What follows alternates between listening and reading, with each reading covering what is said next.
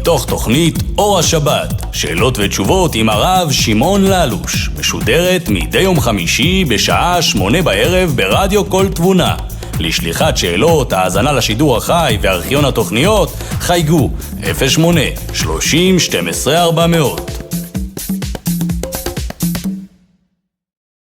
המאזין. ובכן, המאזין שואל, בליל שבת קפץ לנו החשמל והאוכל היה מבושל כל צורכו, אבל התקרר. ובגלל שהפלטה זה איסור תורה, הסתפקתי אם אנחנו יכולים לומר לגוי. בסוף מישהו אמר לגוי והוא בא והדליק את המפסק הראשי. לקראת הבוקר הנחנו את הג'חנון בתוך החמין כמו שאנחנו רגילים. אז שואל המאזין 3 שאלות. א', האם זה בסדר שאותו אחד קרא לגוי והגוי בא והרים את המפסק? 2, אם זה לא בסדר, אז האם זה בסדר שהנחנו שם את הג'חנון בבוקר בתוך החמין? 3, אם זה גם כן לא בסדר, אז האם זה היה מותר לנו אחר כך לאכול את הג'חנון, או שהג'חנון הזה נאסר באכילה? ובכן, התשובה לשאלה של המאזין, צריך לדעת שכמו שהזכרנו מקודם, באיסור תורה אין לומר לגוי לעשות בעבורנו את המלאכה. אבל באופן כזה שכבר נעשה הדבר ואמר אותו אחד הלך וקרא לגוי, כמו שמספר פה השואל, במצב כזה, אז האם נאסור עכשיו את ההנאה מהתבשיל הזה או לא נאסור, או מהפלטה, האם נאסור את ההנאה מהפלטה או לא נאסור את ההנאה מהפלטה?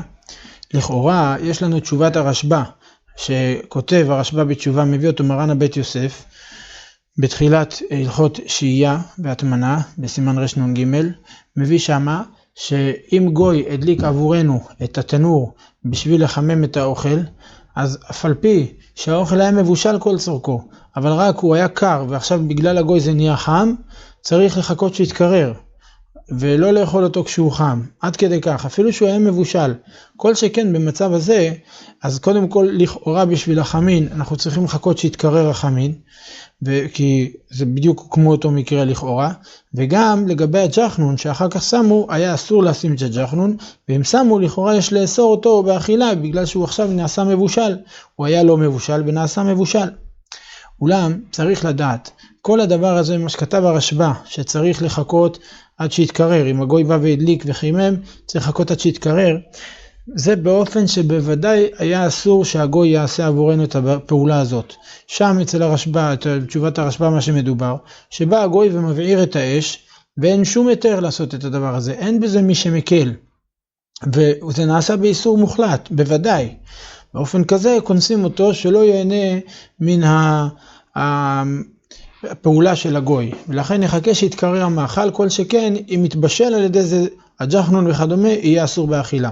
אבל אצלנו במקרה שלנו, כיוון שיש כאן מצוות עונג שבת, שלצורך מצווה יש את בעל העיטור ועוד כ6 ראשונים לפחות שסוברים כמותו שהם מתירים לומר לגוי לכתחילה להדליק את החשמל בשביל שידלק הפלטה, אפילו שזה איסור תורה, כיוון שזה לצורך מצווה.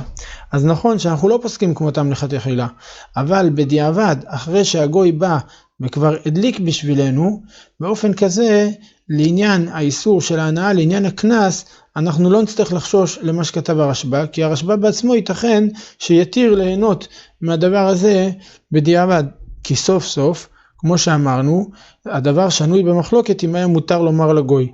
לא ודאי שנעשה פה איסור, אף על פי שאנחנו מחמירים, לעניין דיעבד, אז יש פה ספק דרבנן לכולה, ואפשר להקל בדבר. זאת ועוד, שצריך לדעת שהחשמל בשבת, לא בוודאי, לא בהכרח, לא לכל הדעות זה איסור תורה. נכון, הלכה למעשה זה איסור תורה. אין להקל ראש בדבר, צריך להתייחס לזה כאיסור תורה. אבל יש אומרים, כך דעת, אני חושב אם אני זוכר נכון, ציץ אליעזר ועוד כמה אחרונים שאין הלכה כמותם, לגבי חשמל שאתה מכניס את השקע, שאתה לוחץ על כפתור, על מתג וכדומה, זה נקרא גרמה. כי אתה לא עכשיו מבעיר את הגוף חימום.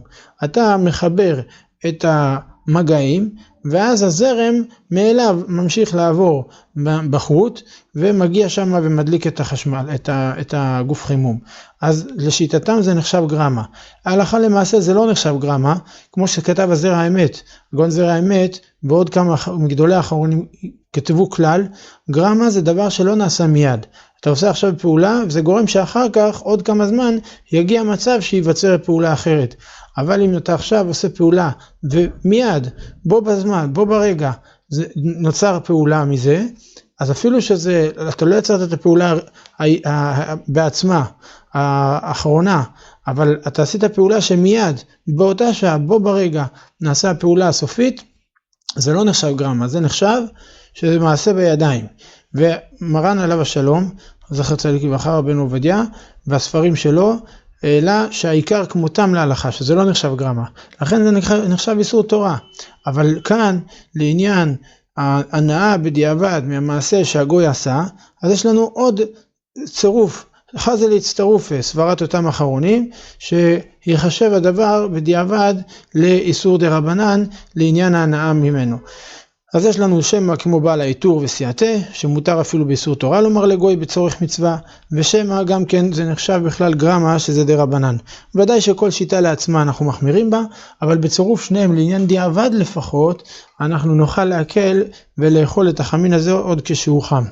ואותו דבר נוכל להקל גם כן וליהנות מהפלטה החמה, להניח את הג'חנון לכתחילה.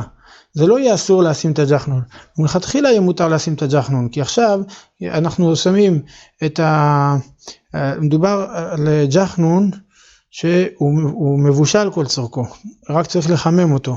אם מדובר בג'חנון שהוא לא מבושל, אז ודאי יש פה איסור בישול, אלא מדובר בג'חנון שהוא מבושל כל צורכו ורק צריך לחמם אותו. ככה אני מבין עכשיו מהשאלה.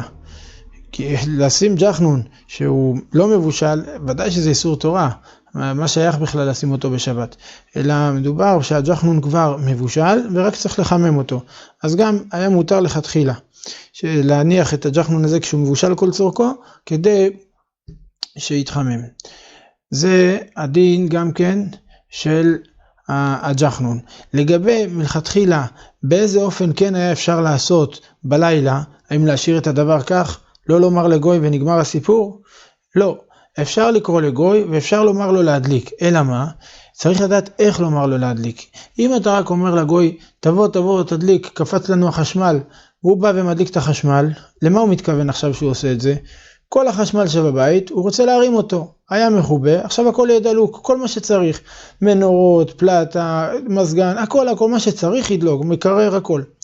אבל אם אתה תמקד אותו, תגיד לו, תשמע, המזגן מחובה, בגלל שקפץ החשמל, המזגן מחובה. אנחנו רוצים שתדליק לנו את המזגן. אז תרים את החשמל כדי שהמזגן יהיה דלוק, אנחנו צריכים את המזגן. אז אתה עכשיו ממקד את הכוונה שלו על המזגן. עכשיו הוא מדליק לך את השלטר הראשי, הוא מרים את הפיוז, למה? בשביל המזגן, כמו שביקשת ממנו, ובדרך אגב נדלק גם כל החשמל שבכל הבית. באופן כזה זה נקרא שהוא מתכוון לדבר המותר, כי מזגן הרי זה איסור דרבנן. ואמירה לגוי זה איסור דרבנן, זה שבות דשבות, במקום צער של המזגן, שחם או קר שלא יהיה צער, אז זה מותר לומר לגוי שידליק את המזגן. עכשיו על הדרך שהוא מרים את השלטר כדי שידלק המזגן בהיתר, בסיקר שבוודאי זה גורם שידלק כל החשמלים, אבל יש לנו כלל, אין דין של פסיקר שבגוי. כל האיסור אמירה לגוי זה להגיד לו לעשות את המעשה שאסור לעשות, אבל להגיד לו לעשות מעשה שמותר, אבל ייגרר ממנו בהכרח דבר שהוא אסור, אפילו איסור תורה ואפילו ניחלה, אפילו פסיקר שבדאורייתא וניחלה, כיוון שזה רק אמירה לגוי, והגוי בשבילך מתכוון לדבר המותר, אני מתייחס למה שלחת אותו. שלחת אותו לדבר מותר, לא אכפת לי מה ייגרם ממילא אפילו בהכרח, ולכן הדבר מותר. אז למעשה, היה צריך מלכתחילה בליל שבת, לומר לגוי, שתבוא, יש לנו המזגן אצלנו מחובה, בגלל שקפץ החשמל, אנחנו צריכים את המזגן, תבוא תרים את החשמל כדי שהמזגן יחזור. הוא מרים את החשמל, ואז אפשר להשתמש בכל הבית, בפלטה, בכל מה שצריך, בשופי לכתחילה, בגלל שאין דין של פסיקר שבגוי.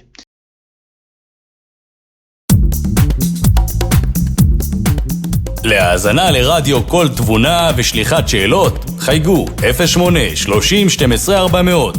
שאלות ניתן לשלוח גם בפקס 079 52 44 800.